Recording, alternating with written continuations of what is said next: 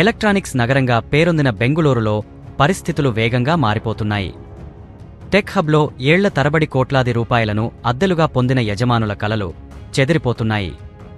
నగరం నుంచి పలు టెక్ కంపెనీలు ఇతర ప్రాంతాలకు తరలిపోతుండటంతో ఇంటి అద్దెల్లో కీలక మార్పులు జరుగుతున్నాయి. వేలకు వేలు అద్దెలతో పాటు భారీగా డిపాజిట్లు కలెక్ట్ చేసేవారు ఇప్పుడు వెనక్కి తగ్గాల్సి వస్తోంది. 2 ఏళ్లుగా అద్దెల విషయంలో తీవ్ర ఇబ్బందులు ఎదుర్కొన్న టెక్కీలు క్రమంగా బెంగళూరు సిటీ నుంచి శివారు ప్రాంతాలకు మరలుతున్నారు. దీంతో వైట్ఫీల్డ్ వంటి సబర్బన్ ప్రాంతాలలో ఇంటి అద్దెలు 15 నుంచి 20% మేర తగ్గినట్లు బ్రోకర్లు చెప్తున్నారు. Sarjapura, Whitefield, Hoodi, outer ring road వంటి ఏరియాలలో 2 BHK కోసం 35 నుంచి 40 వేలు వెచ్చించాల్సి వచ్చేది. అయితే నగర శివార్లకు మారిన తర్వాత 38 వేలకే 3 BHK పొందగలుగుతున్నట్లు అద్దె నివాసితులు పేర్కొంటున్నారు. ఇక గతేడాది బెంగళూరు నగరంలో ఇల్లు దొరకడమే కష్టంగా మారింది.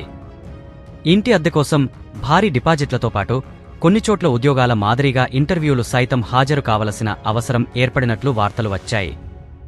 కానీ ఇప్పుడు పరిస్థితులు అందుకు పూర్తి భిన్నంగా ఉన్నాయని రియల్ ఎస్టేట్ విశ్లేషకులు చెబుతున్నారు.